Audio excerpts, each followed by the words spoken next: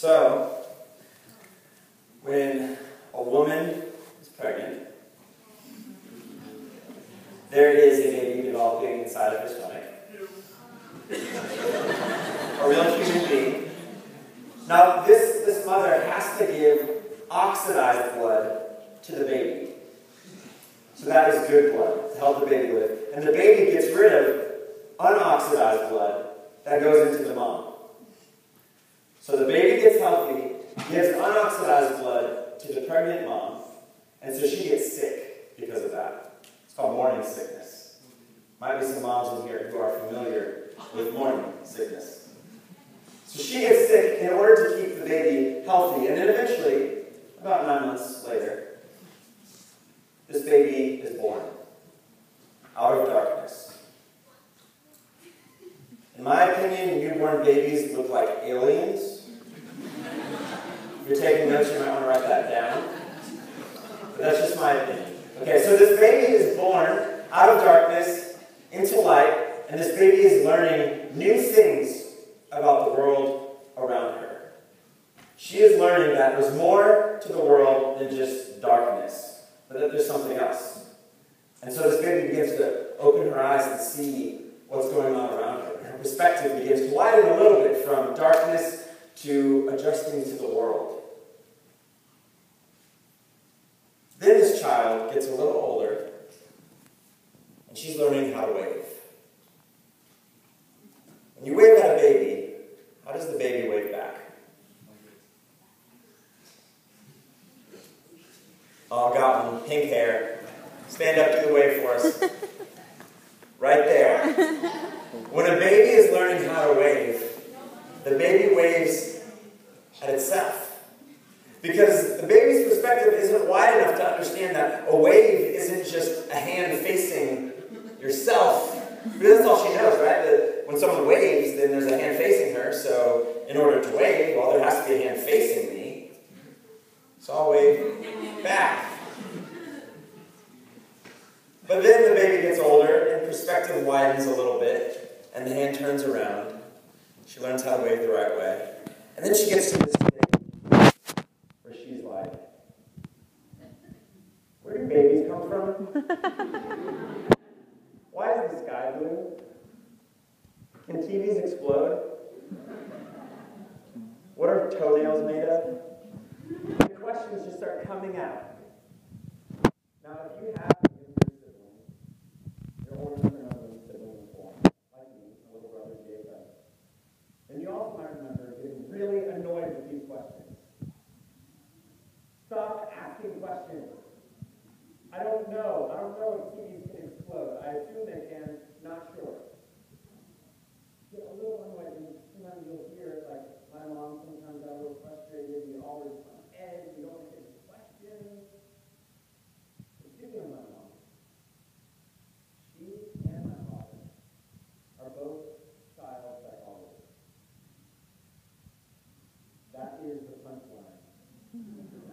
There you go. Very true joke. So they study how children develop over time, how their timeline works. They told me that in order for a child's brain to develop the way it's supposed to, that child must ask questions. Asking questions is part of the child's development of a human being. So my mom says, when we tell the child, don't ask that question, or even when we just react, oh, that is so annoying, I wish you wouldn't ask that question. We won't be teaching a child is asking questions is bad. Mommy gets upset. Big brother gets upset when I ask a question. I probably shouldn't ask questions. So then the child's brain doesn't develop, doesn't reach its full potential the way it's supposed to. Because this part is where the child stops asking questions. She gets older. She gets to this point in middle school, high school. Everyone around her is asking questions. She's always thought it's bad, but maybe this time she's going to decide, I'm going to ask questions again because everyone around her is doing it. Right when she's starting to open up, all of a sudden, she's hearing her teachers. She's hearing some of the people at church, her parents maybe, saying, don't ask questions. Listen, we've got it figured out for you. The textbook has it figured out for you.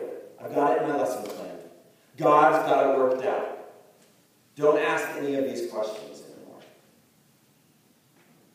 And so this middle schooler or high schooler, anyone in here, middle school or high school?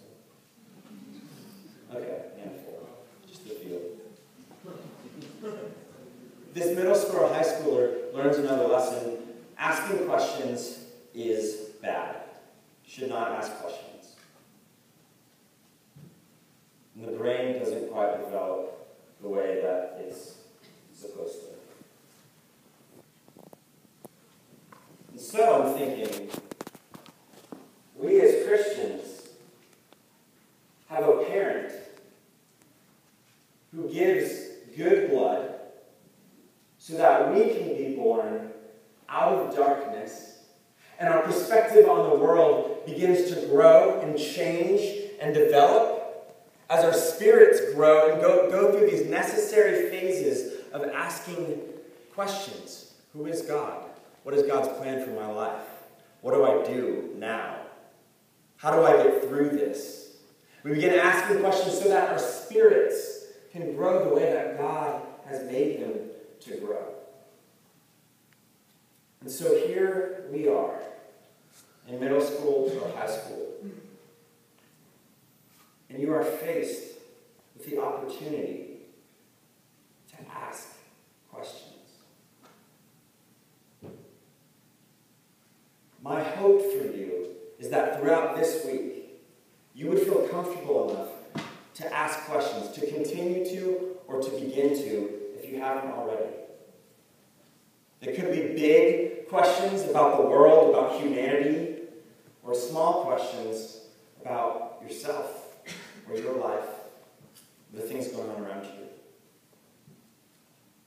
But I think that it's necessary to ask in order to receive, necessary for our development, not only as human beings, but also as human beings made in the image of God. Pray with me.